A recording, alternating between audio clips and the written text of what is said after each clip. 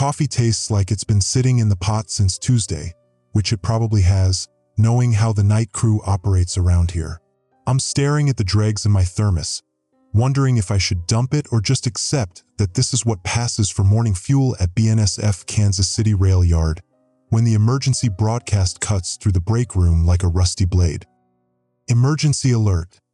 Kansas City Rail Hub under federal quarantine. 26 years I've been working these rails. Started right out of high school when Dad got me the job. Back when they still called us switchmen instead of transportation specialists or whatever corporate nonsense they're pushing now. Point is, I know every signal, every protocol, every emergency drill they've thrown at us. Never heard anything like this. Emergency alert. Do not approach freight yards. Biohazard in progress. My hands are shaking. Not because I'm scared, well, maybe a little scared, but because I'm thinking about Marcus. My 17-year-old decided last week he was man enough to take a summer job with the maintenance crew. It's good money, Dad, he said, trying to sound all responsible. Better than flipping burgers at Mickey D's. I should have said no. Should have made him flip those burgers. The break room door slams open and Bobby Kowalski stumbles in, looking like he hasn't slept in 3 days. His usually pristine CSX jacket is torn at the shoulder, and there's something dark staining the front. Could be oil. Please let it be oil. Derek, thank God you're here. Bobby's been my conductor for 8 years, and I've never heard his voice crack like this. We got problems. Big problems. Yeah, I heard the broadcast. No, man, you don't get it. I've been trying to reach dispatch for 2 hours. Radio's dead. Cell towers must be jammed. And the yard. He trails off, staring at something over my shoulder. I turn around. Through the grimy break room window, I can see the main switching yard, 2,000 acres of parallel tracks, freight cars, and grain silos that form the beating heart of America's food supply. Except now there are trucks, military trucks, and what looks like artillery pieces being set up on the overpass.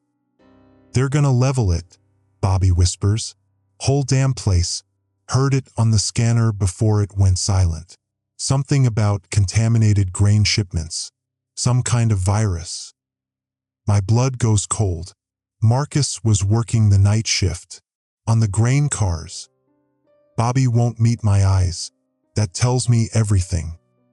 I grab my hard hat and safety vest from my locker.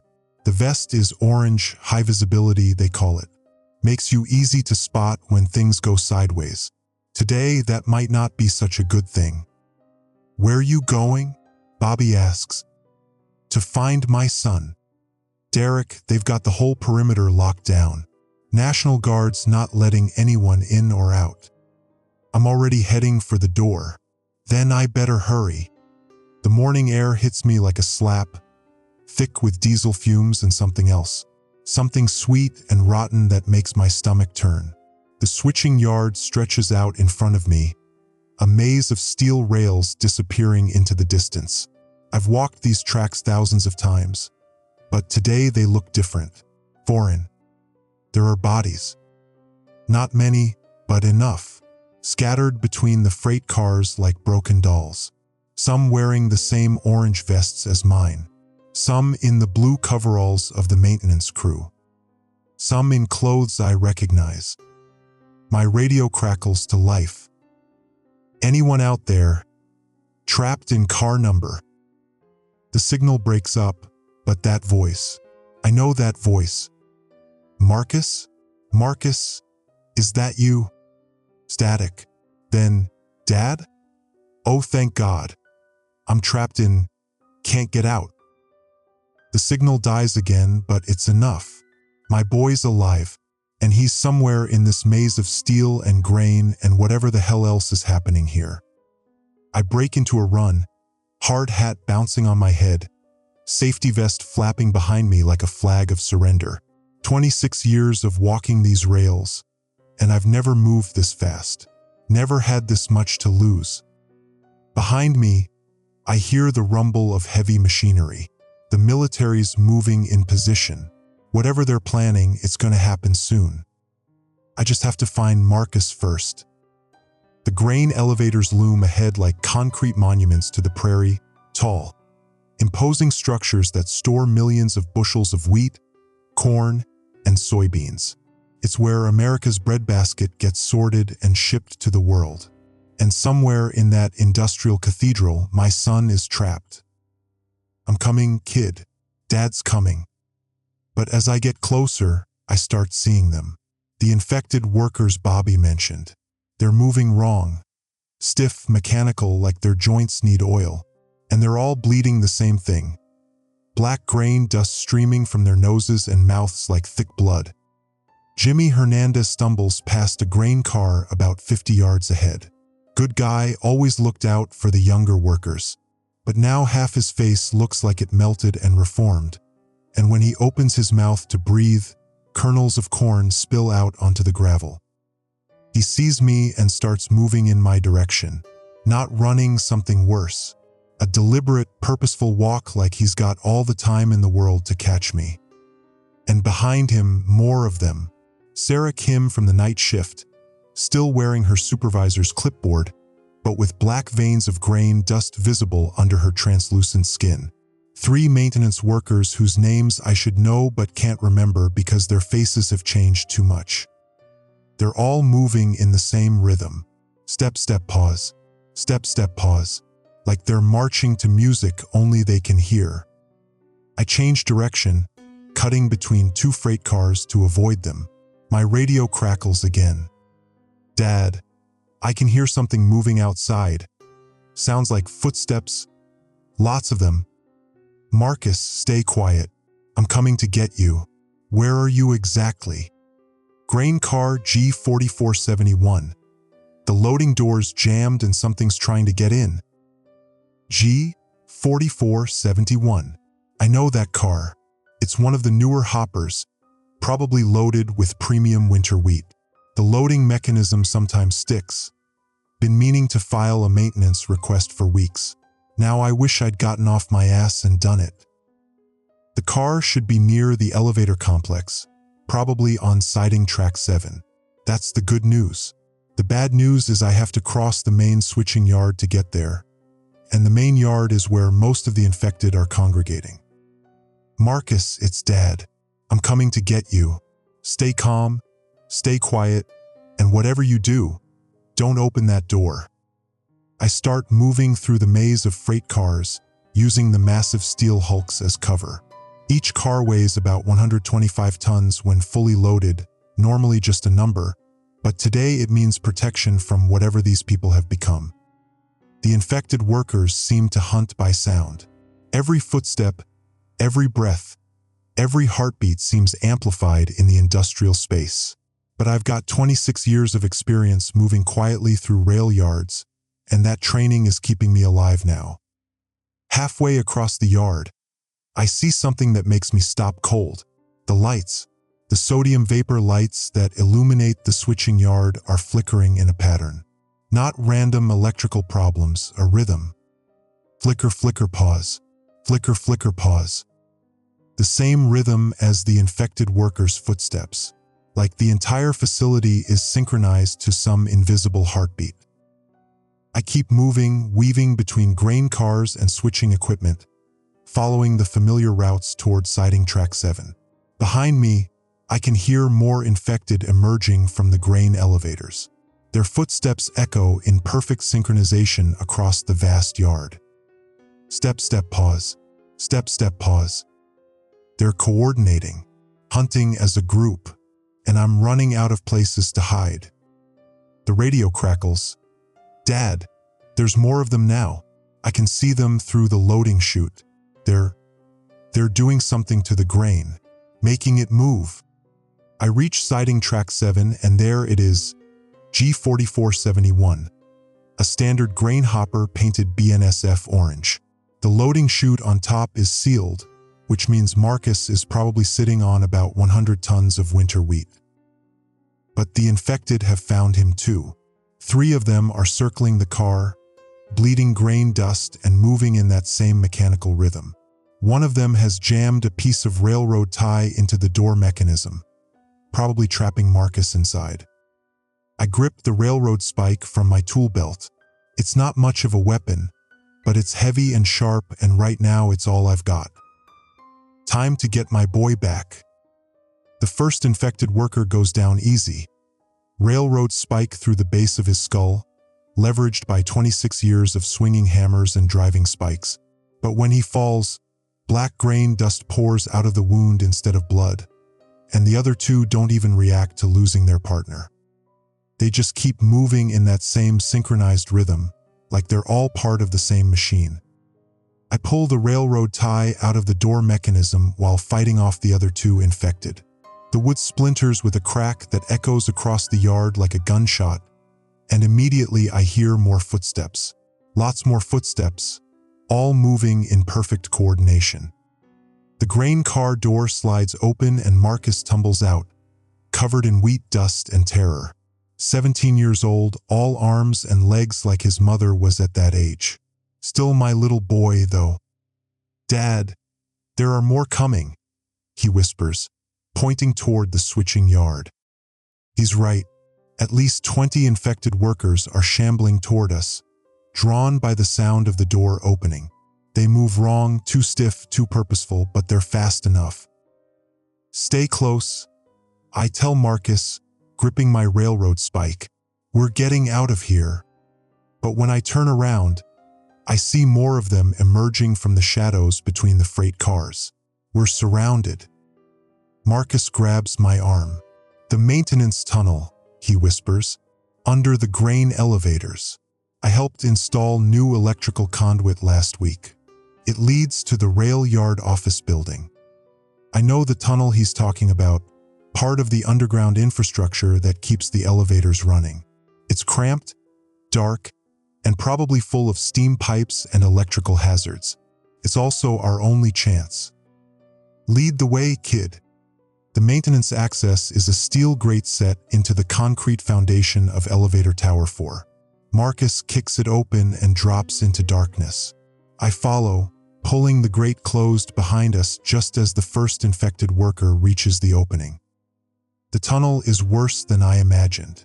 3 feet high and maybe 4 feet wide, lined with steam pipes that hiss and drip condensation. The air is thick with grain dust and the smell of lubricating oil. Emergency lighting strips provide just enough illumination to see that we're in for a long crawl. "How far to the office building?" I ask Marcus as we start moving. "Maybe half a mile." The tunnel runs under the whole complex. Half a mile of crawling through a concrete tube while infected workers hunt for us overhead. And somewhere in the distance, artillery pieces are getting ready to turn this entire area into rubble. We've been crawling for maybe 10 minutes when Marcus stops. "Dad, listen." At first, all I hear is the usual industrial background noise. Steam pipes, electrical hums, the distant rumble of diesel engines. Then I hear it, scraping sounds above us. Metal on concrete. Someone or something is trying to get into the tunnel system. Behind us, I hear the screech of metal being forced open. They followed us down. "Move," I tell Marcus, "fast as you can." We scramble through the tunnel, knees scraping on concrete, hard hats banging against pipes. The emergency lighting flickers in the same rhythm as the lights above ground. Everything synchronized to that invisible heartbeat. Marcus suddenly stops. There's a branch here, 2 directions. I catch up to him and see what he's talking about. The main tunnel continues straight ahead, but there's a side passage that angles off to the right. "Which way to the office?" "Straight ahead." "But Dad, that side tunnel goes to the old grain storage area. The one they sealed off after the explosion in '98. I remember that explosion. Grain dust ignition that killed 3 workers and put 2 more in the hospital. The whole section was condemned, filled with concrete, and forgotten." "What are you thinking, son?" The storage area had its own ventilation system. Big fans, built to handle grain dust. If they're still running, they'll make noise. enough noise to mask our escape while drawing the infected toward a dead end. Smart kid, takes after his mother that way. We crawl into the side tunnel, following the faded signs toward the sealed storage area. The air gets thicker as we go, heavy with decades of accumulated dust and moisture. The tunnel ends at a steel door marked with radiation symbols and warnings about grain dust exposure. But when Marcus pushes on the door, it opens. "They never finished sealing it," he whispers. "Just put up warnings and forgot about it." We crawl through into a vast underground chamber that shouldn't exist. The sealed grain storage area is very much unsealed, filled with machinery that hums with electrical power. But the machinery is wrong. Conveyor belts carry grain that flows upward against gravity. Sorting equipment separates normal wheat from black, oily kernels that pulse with their own rhythm.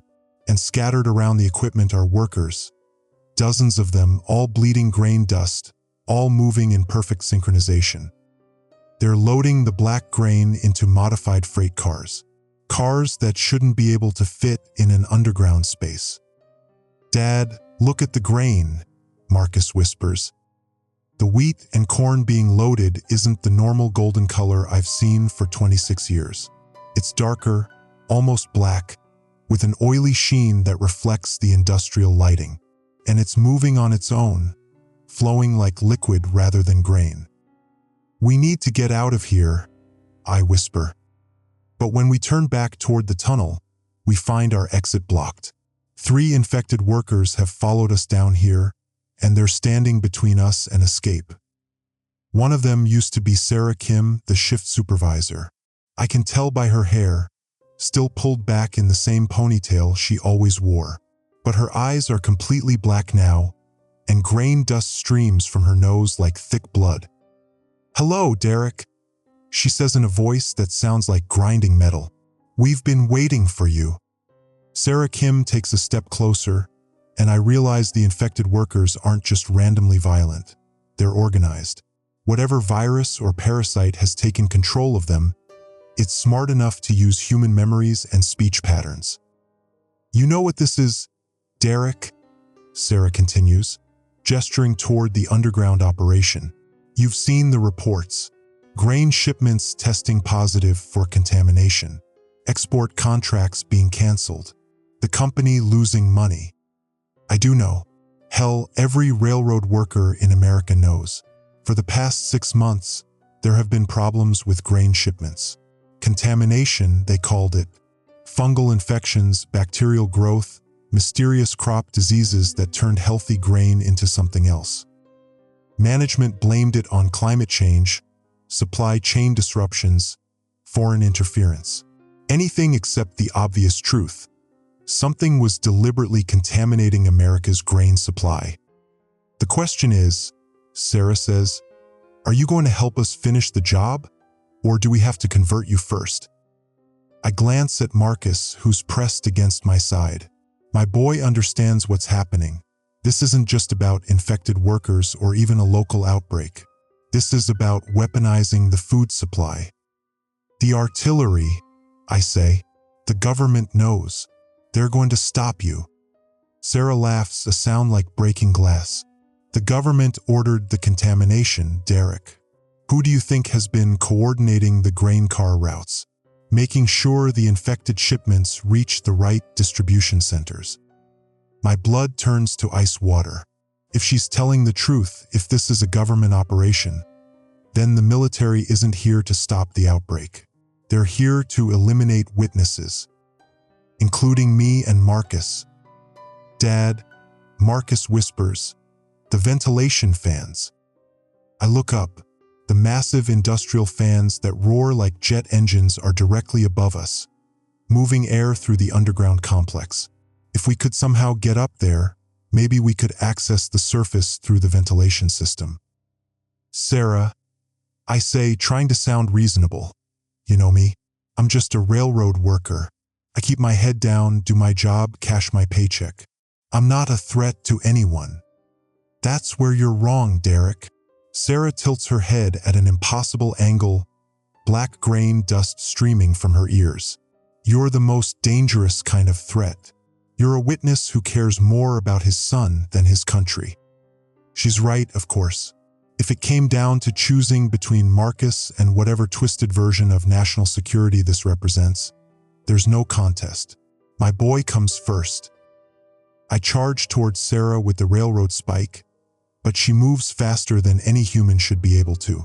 The spike goes through her chest with a wet sound, but she just looks down at the steel protruding from her body, then back at me with those black eyes. "That actually hurt," she says, sounding surprised. Then she pulls the spike out and hands it back to me, grain dust pouring from the wound like sand from a broken bag. "Your turn," she says. I grab Marcus and we run deeper into the underground complex, weaving between the machinery and the modified freight cars. Behind us, I can hear more infected workers joining the pursuit. Their footsteps echo in perfect rhythm through the industrial space. "The ladder," Marcus shouts, pointing toward a maintenance ladder that leads up toward the ventilation fans. We climb, hand over hand, while the roar of the fans gets louder. The air current is incredible up here, strong enough to lift a person if they're not careful. At the top of the ladder, Marcus points to an access panel. The fan housing connects to surface vents near the main office building. He yells over the noise. "If we can get through." I kick the access panel open and we crawl into the fan housing, fighting against the tremendous air current. Below us, I can hear the infected workers reaching the ladder, starting to climb. We inch our way along the housing, using maintenance grips to avoid being sucked into the spinning blades. The shaft ahead leads upward, away from the fans, our route to the surface. The shaft is narrow, barely wide enough for a person to squeeze through, but it's our only option. I boost Marcus up first, then follow, pulling myself along by gripping the edges of the metal ductwork. My hands are bleeding from gripping the sharp metal edges, and my lungs are burning from the grain dust and chemical fumes. But I can see light above us. Real daylight, not the artificial glow of industrial lighting.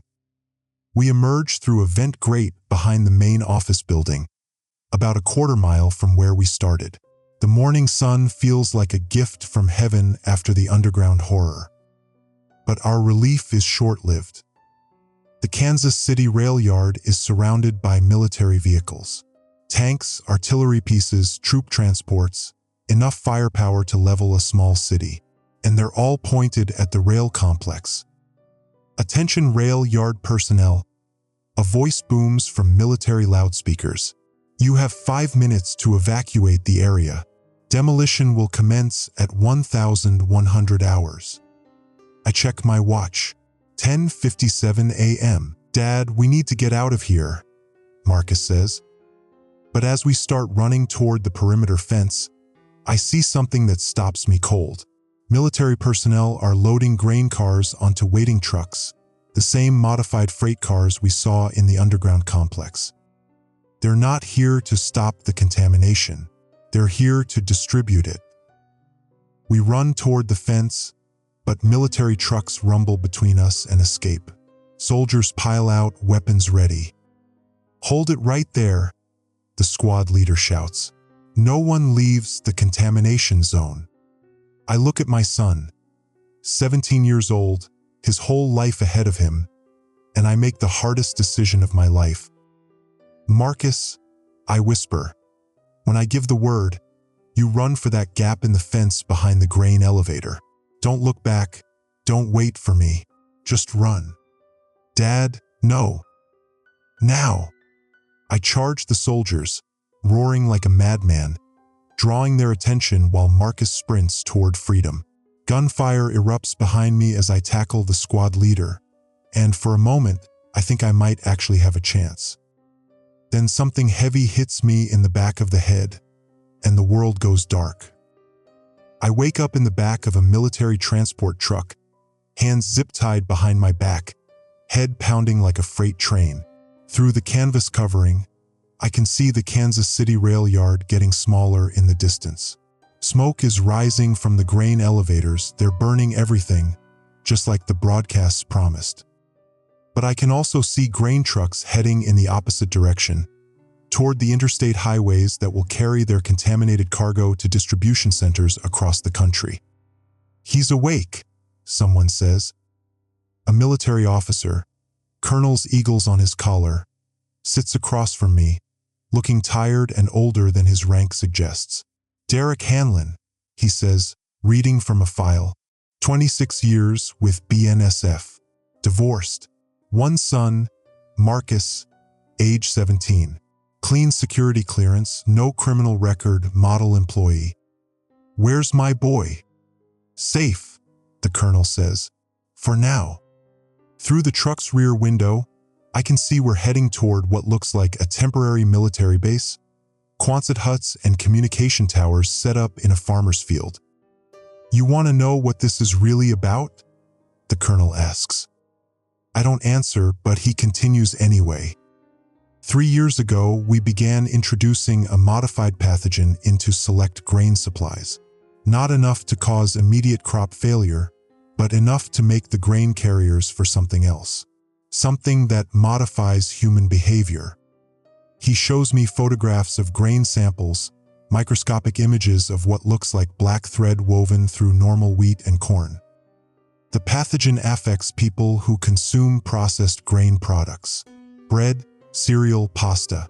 It makes them more manageable, less likely to question authority, more willing to accept government directives. I'm starting to understand, and I don't like where this is going. Rural populations, people who grow their own food, avoid processed grains, they're largely unaffected, which means the modification only impacts urban populations, the parts of the country that consistently vote against traditional values. You're talking about mind control. We're talking about social stability, about ensuring that democratic processes produce the correct outcomes. The truck stops at the military base, and I'm escorted into one of the Quonset huts. Inside, there are maps of grain distribution routes, communication equipment, and a wall covered with photographs of processing facilities across the Midwest. This isn't just about Kansas City. It's about the entire American food supply. "Your son saw too much," the colonel says. "The underground operation, the grain modification process, the coordination between military and civilian personnel. Where is he?" The colonel shows me a tablet computer displaying a security feed. Marcus is sitting in the back of another military truck, hands zip-tied just like mine were. Alive, but obviously a prisoner.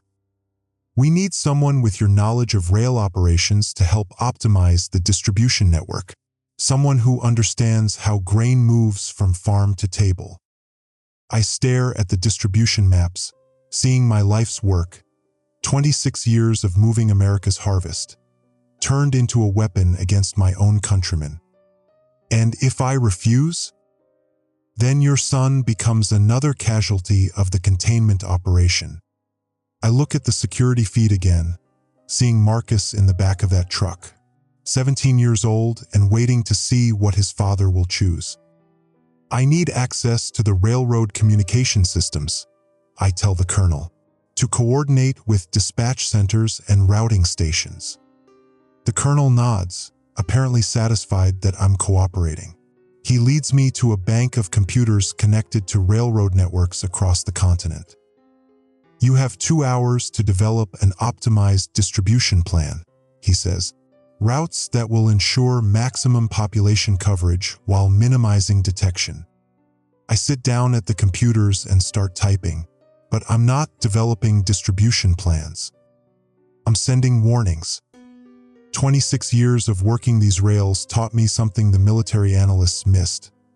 Railroads have their own communication systems, independent of government monitoring. Emergency frequencies, maintenance networks, informal channels that railroad workers use to coordinate operations across thousands of miles of track. I start sending coded messages to conductors, engineers, dispatchers, and maintenance workers at rail yards across the Midwest. Messages about contaminated grain shipments, about modified freight cars, about government coordination of a biological weapon disguised as food products. Messages that will spread through the railroad network faster than any government agency can track or stop. The colonel comes back into the hut just as I finish sending the last message. Have you completed the distribution optimization? I look at Marcus through the security monitor, then back at the colonel. Yeah, I say, I have. By the time they realize what I've done, rail yards from Chicago to Los Angeles will be shutting down grain operations. Conductors will be discovering mechanical problems with freight cars carrying suspicious cargo. Dispatchers will be routing contaminated shipments to isolated sidings where they'll sit indefinitely. Outside, I can hear shouting, military personnel running between buildings, radios crackling with urgent communications. They've figured out that their distribution network is collapsing. The colonel pulls out a sidearm and points it at my chest. You just ruined a 3-year operation. No, I say, still looking at Marcus through the security feed. I just reminded them what railroad workers do when someone tries to use our trains to hurt people. The gun goes off, and I feel the bullet tear through my chest like a hot railroad spike. But I'm still standing, still proud of the choice I made. Marcus is looking right at me through the security camera. Even from this distance, I can see him mouthing words, "I love you, Dad." Then explosions start going off around the compound, and through the smoke I see railroad maintenance trucks and inspection cars driven by people I've worked alongside for decades. Bobby Kowalski behind the wheel of a CSX pickup, leading a convoy of railroad workers who got my message and decided to come get their people out. The beautiful thing about railroad workers is that when one of us is in trouble, we all pitch in to help. I collapse against the wall of the Quonset hut, feeling my strength ebb away with each heartbeat. Through the window, I can see Marcus clear the perimeter fence and disappear into the organized chaos of the rescue operation. Bobby's truck screeches to a halt where my boy landed, and I recognize other faces from the rail yard, people who understood my coded warnings and came to help. That's the thing about railroad workers, we show up when it matters. The bullet wound is making everything fuzzy around the edges, but I can still think clearly enough to know what needs to happen next. The immediate threat to Marcus is over, but the larger operation is still running. Military transport trucks carrying contaminated grain toward processing facilities. The pathogen spreading through urban food supplies. This isn't over. It's just beginning. With shaking hands, I start copying files from the military computers onto a railroad maintenance tablet, the kind of ruggedized device we use to track freight car inspections and route changes. The password is probably something obvious. It's admin 123. Jesus Christ, no wonder they need mind control to stay in power. I copy everything. Distribution maps, communication logs, personnel files, contamination protocols. Everything that proves what they've been doing and who's been involved. My vision is getting darker, but I managed to initiate a data upload to the railroad's central maintenance database. The system that tracks every freight car, every locomotive, every maintenance request across thousands of miles of track. A system that's backed up to servers in multiple states, accessible to railroad workers nationwide, and completely independent of government oversight. By the time anyone realizes what I've done, the information will be scattered across the entire North American rail network. Every conductor, engineer, dispatcher, and maintenance worker in the country will have access to the evidence. The upload bar inches toward completion. 91%, 98%, 100%. The colonel staggers back into the hut, blood streaming from a head wound.